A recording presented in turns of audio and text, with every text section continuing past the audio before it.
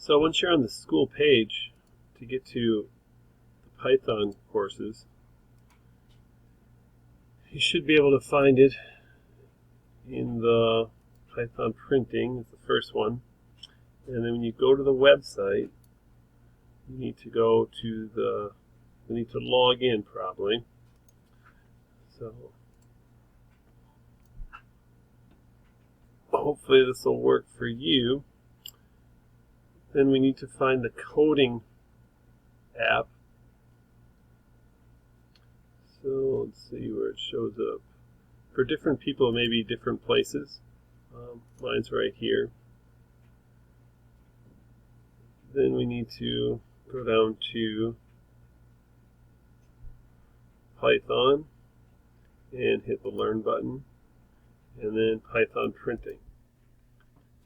And when you hit that one, the first lesson should come up. My internet's being pretty slow lately.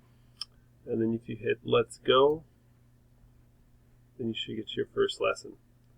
So this one's pretty easy. You just got to put these in order, hit Run Code, and looks good. Now we can go to the next lesson.